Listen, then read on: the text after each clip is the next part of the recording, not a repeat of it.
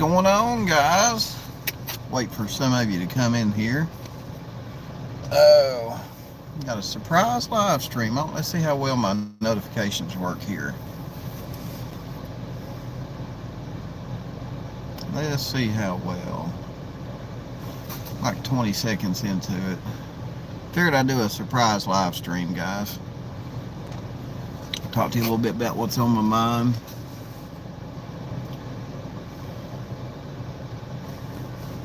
Oh, I don't know if anybody else is live right now or not. It's the middle of the day. I don't even know if anybody's home to watch a live stream right now. But we'll let my notification. We'll see if YouTube notifications works pretty good. See how many people get in here.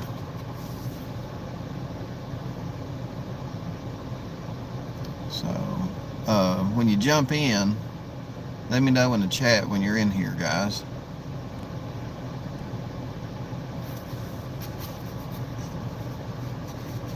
Oh, let's see. I think I'm getting some people in here now. So yeah, let me know in the chat when you're in here. Hey, Killer Bees. Figured I'd hang out with you guys for just a minute.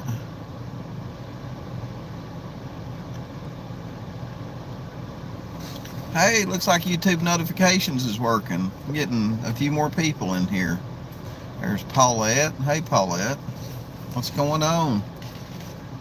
Are you guys having a good day? Let me know how your day's going. Mine's going pretty good, guys. Mine's going, well, today's going pretty good. Yesterday was just flat out horrible. Horrible, guys. Horrible. Hey, Emily. So, yeah, let me tell you about yesterday, guys. Well, it's kind of been like all week. Well, actually a couple weeks. Hey, Linda. Hey, Spirit 8. So, and we'll get into the topic of the video here in a minute and let some people get in here. Anyway, I've got this oil leak in my car, right, in my CRV. So, I take it to a mechanic. He calls me later that day and says, oh, no, it's not. You ain't got an oil leak. You got a water leak. It's your water pump. And I was like, why does it look like oil? And he's like, well, because what it's been doing is getting on the belt, and then it's been it looks like oil all over my engine. And so anyway, he said that's what's happening. The water's getting on the belt's dirty, makes it look like oil. And anyway, he says you just got to have your water pump replaced. Easy job. Okay, we'll go ahead and do it, bud. So 3 days goes by, don't hear from him, and I'm like, it's not taking an awful long, because I don't like to bother mechanics when they're doing their thing, you know, because I've got another car, you know, I stay busy, you know, let them work on it, they'll call me when it's done, yada yada. But I'm starting to get kind of concerned because it was such an easy job to do. Well, then he calls me back and says, I need to order another water pump because the water pump I put on, it's leaking. So I was like, okay, no big deal, dude. Just call me when you get it done. No big deal. Well, then another 3 days go by. He calls me back. He doesn't sound happy. And I'm like, oh, God, it doesn't sound good. What's wrong? He says, I broke a bolt off putting your thermostat housing on, or something to do with the thermostat housing. So I think he broke a bolt off in the engine block, and he had to wait for a guy to come and drill that out. And finally, when he gets the car done, he tells me that he had to seal up something that he cracked, and he's kind of hoping that it holds. I'm thinking he cracked the engine block, to be honest with you guys, which ain't good. If you know anything about, you know, engines, having a cracked engine block, it's not good, especially around your thermostat housing and water pump. So he's like, I'm just going to charge you for the water pump. I ain't going to charge you for no labor. I was like, God, I'd hope not. That'd be like 80 hours worth of labor. And I know why he didn't charge me for labor, because, you know, he's kind of screwed up my engine. And then he proceeds to tell me, and I forgot to tell you guys this, but he put a crank, he put an oil seal on for me a couple weeks before. And I thought I had another oil leak. It turns out that the oil seal that he put on is leaking too. So at this point, I'm just like, forget it. I've got a feeling he's messed up my engine. It's running. It's good enough. Yeah, it's got an oil leak still. I'm selling it. So guys, old Don B's getting another battle wagon. I don't know what I'm going to get, but I'm going to sell the CRV and get me another vehicle. So it's just been fire here. Yeah, I'm not. Yeah, well, Dad, I'm not. Yeah, you learn. Old Don B is one of them people where, you know, try not to repeat history. Try to learn your lesson from history. You know, try not to repeat history. So, but guys, the wife's got a Nissan. My wife's got a Nissan. She got a Nissan Juke. Anybody in here got a Nissan Juke?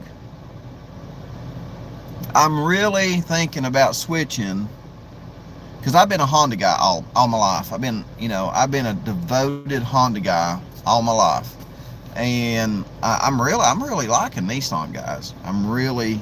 I've heard some weird things about their CVT transmissions, but and that's what I'm in right now. I'm in her Nissan Juke, and I like it.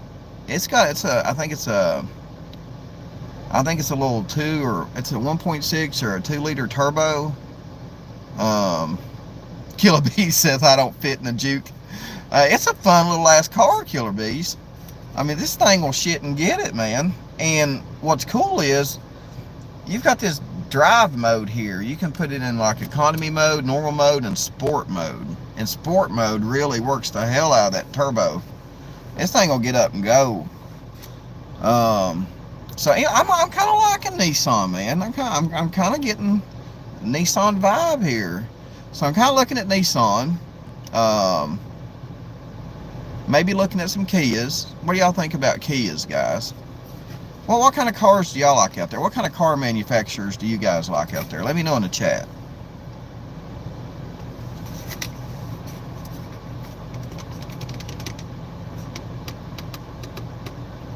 Crazy Country Gal says I'm a Chevy gal. I like pickup trucks, but I just hate parking them. And man, let me tell you what, when you go to Walmart's not truck friendly. The Walmart parking lot, I don't care where you go. Not unless you park out there where the RVs park. But man, you try to park up close to the doors at Walmart, I mean, the parking lot's not truck friendly. Killer Bees, you're a Honda guy too, Killer Bees. Ford, Chris Wells says I'm Ford. Nissan are great cars. I go between Honda and Nissan. I'm kind of getting a Nissan bug to me. I'm kind of, the seats are comfortable. Now I don't know if it's just this Juke. I know this Juke is a sporty car, so it's probably got like a sporty type suspension, and it's got a turbo in it. But I think most cars now, I think even the Honda Civics, I think they have a 1.6 liter turbo. But after 30 years of driving a truck, I can turn mine on a dime. I bet you can. I remember the first time I got a truck going around a wet curve, I was like, damn, look like Evel Knievel going around that curve. So guys, I'm getting rid of the CRVs. Don't know what I'll end up with, but I keep looking at cars now. Every time I see something, I'm like, ooh, I'd like to have that. So pardon me if I look off camera quite a bit. Nissan Altima. Yeah, Nissan Altimas, man, they're a great performance sedan. Them things have always been a great sedan. Good performance out of them too. I just wish I could find. I don't like CVTs, guys. But there again, I don't think you can get a vehicle now without a CVT transmission unless you go with a straight sports car that's got a manual in it. And what's weird is they got these shifters in them now to make you think like you're shifting gears in these automatics, but really you're not, because it's gearless. It makes it shift funny to make it feel like you're changing gears, which is weird, but you're not really changing gears. It just makes the CVT, do something weird to make it feel like you're shifting gears. Let's see, Crazy Country Gal says all this new stuff is crazy and money pits. Yep, it is. And we're all right. So speaking of money pits, thank you, Crazy Gal. Let's get into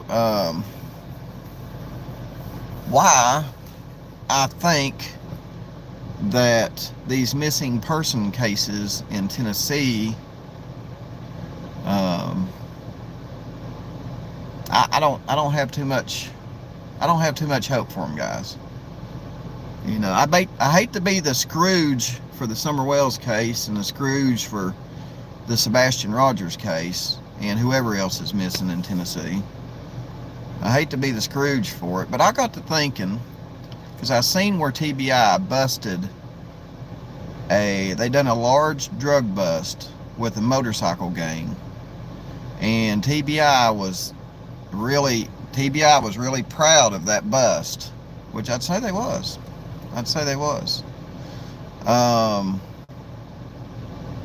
But after watching that press conference with the TBI bragging about that drug bust on that motorcycle gang, I got to thinking, is it about money, guys? Is it all about money? Is that why these cases feel like they're just getting put on the back burner? And let me explain it to you. Let me tell you why I'm thinking here.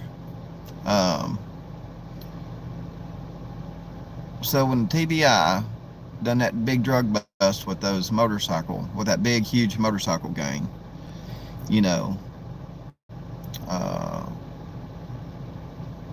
I'm sure the TBI and the state of Tennessee will come out pretty good financially, if you know what I mean, off the sale of all those Harley Davidsons. Now, I'm not, let's just say if there were 50 motorcycle people that they arrested and they got their Harleys,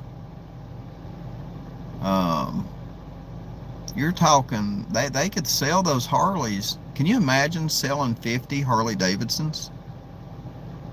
And those bikers, man, these ain't probably stock Harley Davidsons either. These are probably some damn nice Harley Davidsons, because bikers like to, they like to pimp out their ride. They sink some money into them.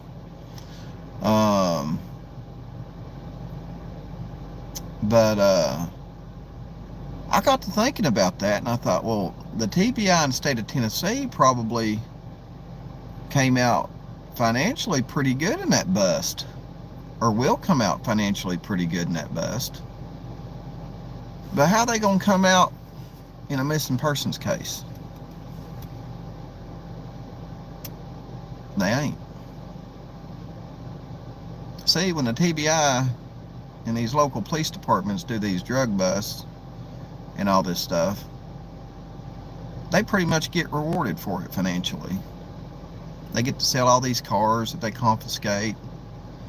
I don't even know I don't know if they can confiscate a house or not.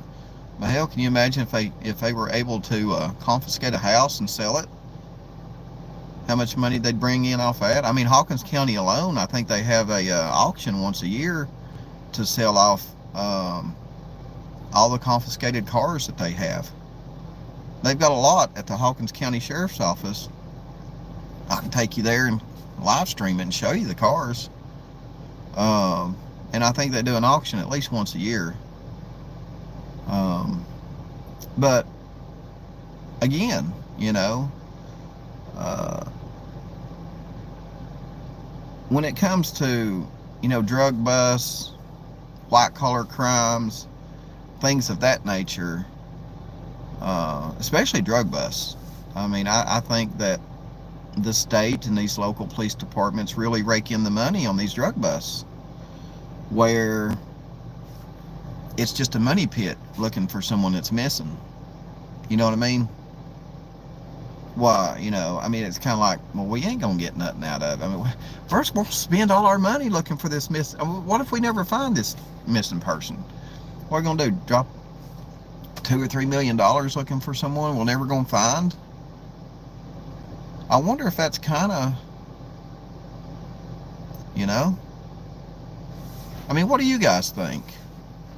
I mean, I just, like I said, I just started thinking about that after I seen TBI bragging about that big drug bust with that big motorcycle gang with all them, and I'm thinking, Lord, they probably confiscated 50 Harley Davidsons and they're going to sell them at an auction, rake in all that money.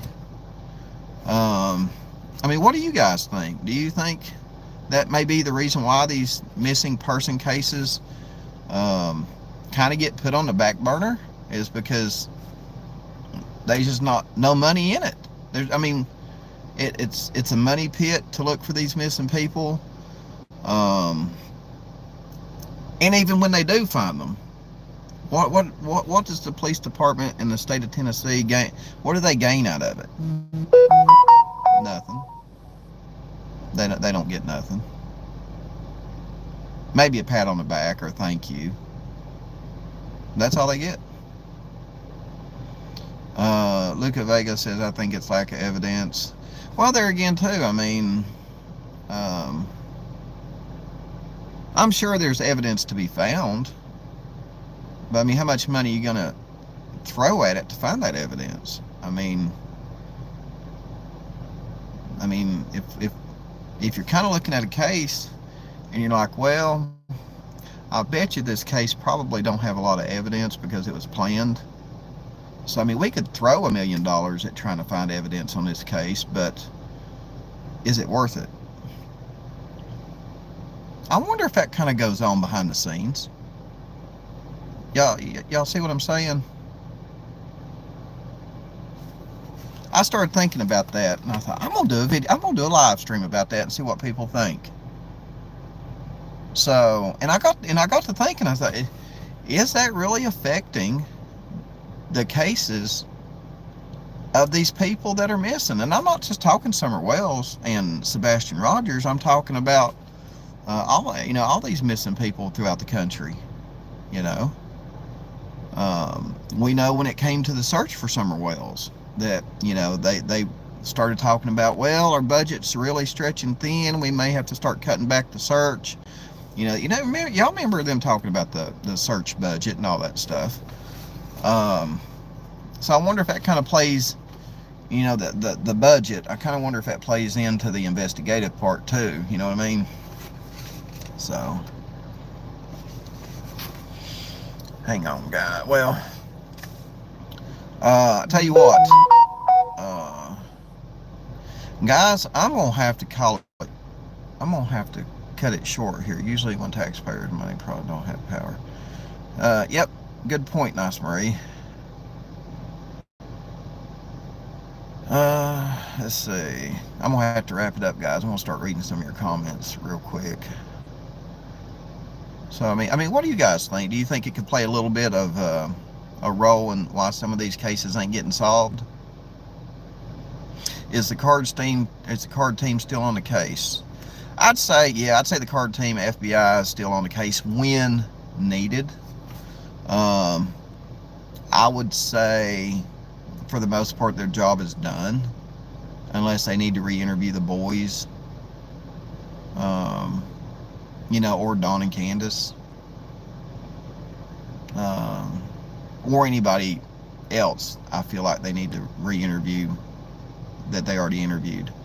But I'd say, yeah, they're on standby, and they probably done all the interviews they've already needed to do, unless they're called to do more. You know what I mean, guys? Um, oh, thank you, Rita. Thanks for hitting. Yeah, hit the like button, guys, if you don't mind. Appreciate it. Show Don B some love. Uh, the cases need older guys with more information knowledge and with the new technology. Yeah, I see. I see where, the people that have the skills for this new technology. I mean, they're going and working for, um, places like Nashville, Chicago, Memphis, Atlanta, Georgia. You don't really find them in Hawkins County and these rural county areas. They just I mean, why I mean, if I've got a bachelor's degree in what is that? I can't, my brain went. Let's say if I got an associate's degree in information technology, but then I got a bachelor's in criminal justice. That's 2 degrees right there. Hell, just the bachelor's in criminal justice should bring me in $50,000 somewhere. So why would I take my bachelor's worth $50,000 and go make $30,000 in Hawkins County? That's unfortunately that's kind of the way it works.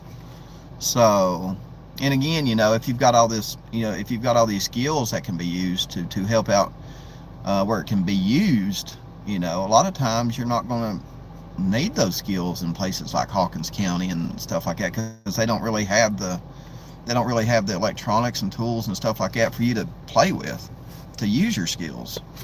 So, hey, Slay Girl, I'm a talking to you. Hi, No Quarter. Hey, Marjorie Holloway. So anyway, guys, I'm gonna have to cut it short. Somebody wants to know if I want a burger, so I need to respond to this person. I don't know how to do it while I'm on live stream, but I need to tell somebody I need a burger. So anyway, let me know what you think in the comment section, and we'll pick this up. We'll pick up this conversation down in the comment section. So I'll go down there, and I'm doing my live stream tonight to talk to you about what the boys in the summer well, because a lot of people are asking what the boys may be thinking. The people have a lot of questions about the boys, and I'm going to address that in tonight's live stream. So hope you guys tune in for that. So I'm going to go ahead and end it. Hope to see you then. And again, let me know what you think in the comments below. Now I got to figure out how to end this live stream. So I'll see you guys later.